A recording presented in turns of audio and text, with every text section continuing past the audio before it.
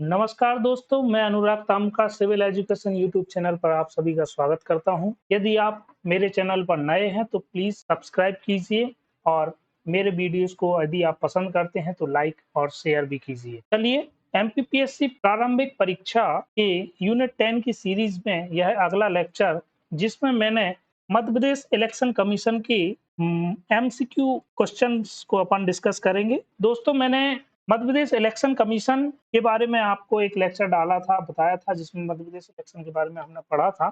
उसी से संबंधित यदि वो लेक्चर आपने नहीं देखा है तो प्लीज पहले उसको जाके देखिए और फिर इन एमसीक्यू क्वेश्चंस को अटेंड करने की कोशिश कीजिएगा। ठीक है, तो चलिए हम स्टार्ट करते हैं। सबसे पहला क्वेश्चन है, state election commissioner can be removed. कौन इसे रिमूव कर सकता है, कौन स्टेट इलेक्शन कमिश्नर को हटा सकता है उसके पद से?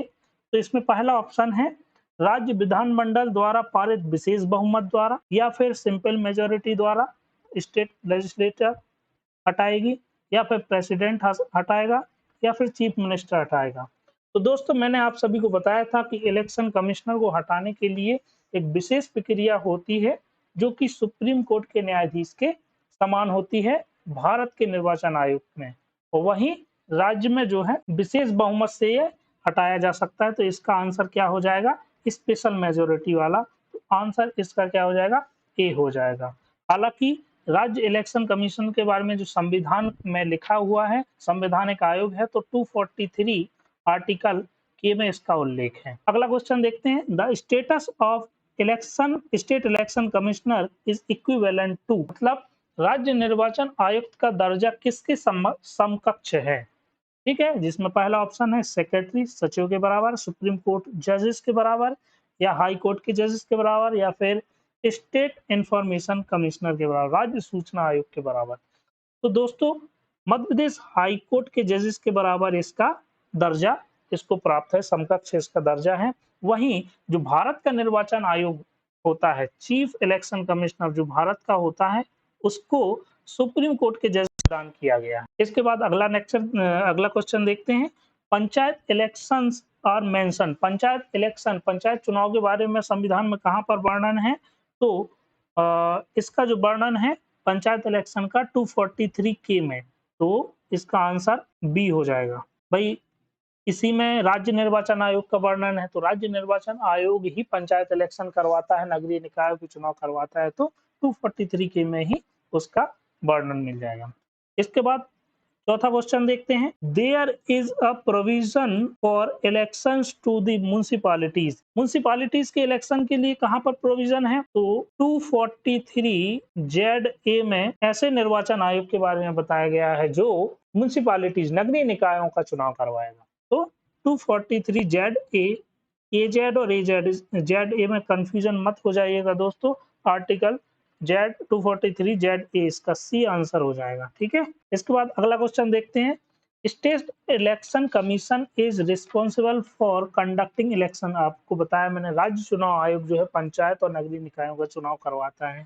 ठीक है, वहीं जो भारत का निर्वाचन आयोग होता है वह है संसद का, पार्लियामेंट का, फिर स्टेट लेजिस्लेचर का, फिर प्रेसिडेंट का, इसके अलावा वाइस प्रेसिडेंट का इलेक्शन भी करवाता है। फिर इसके बाद अगला question 6 number, Madhya Pradesh state election commission was established. इसकी स्थापना कब हुई थी? तो 1994 में इसकी स्थापना हुई थी। अगला question, the first state election commissioner of Madhya Pradesh.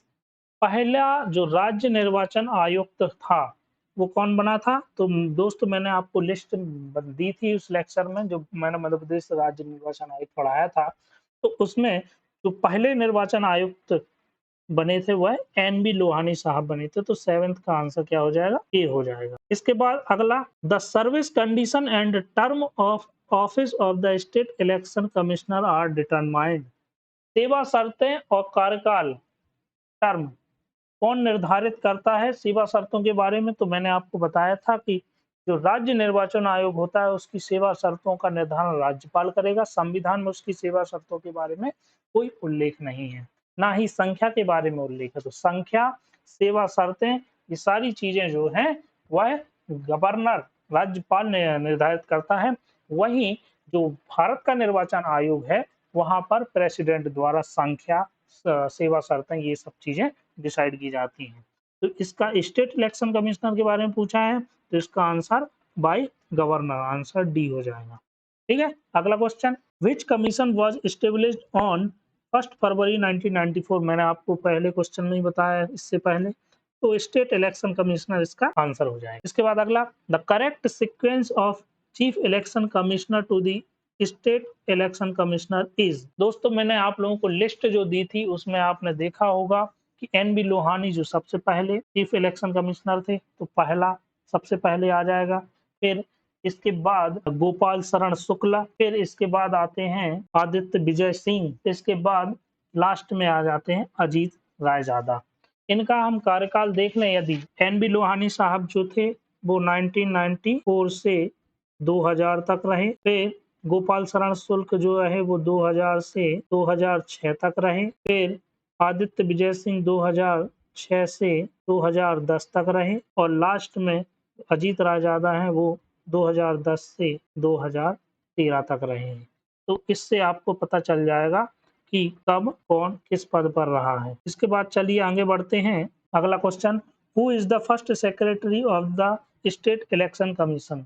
पहला जो सचिव जो था वो प्रकाश चंद्र साहब जी थे। ठीक है, तो पहला सचिव श्री प्रकाश चंद्र साहब रहे हैं। सेकंड नंबर पे यशपाल कुमार रहे हैं। चौथे नंबर पे केपी सिंह रहे हैं, ये फर्स्ट, ये सेकंड, ये थर्ड, और एसपी गुप्ता साहब जो रहे हैं 7वें नंबर के सचिव रहे हैं। ठीक है, स्टेट इलेक्शन कमीशन इज कैसी बॉडी है, संवैधानिक बॉडी है, सांविधिक बॉडी है, गैर संवैधानिक बॉडी है, किसके अंडर में, मिनिस्ट्री ऑफ पर्सनल के अंडर में है या स्टेट गवर्नमेंट के अंडर में है। तो यह एक संवैधानिक बॉडी है, आप सभी को पता है, 243 के में इसका वर्णन है, तो इसका आंसर बी हो जाएगा। First state election commission was constituted in the country. किस राज्य में पहली बार राज्य चुनाव आयोग का गठन हुआ था? तो सबसे पहले मध्य प्रदेश हमारा राज्य रहा है जिसमें सबसे पहली बार राज्य निर्वाचन आयोग का गठन किया गया था।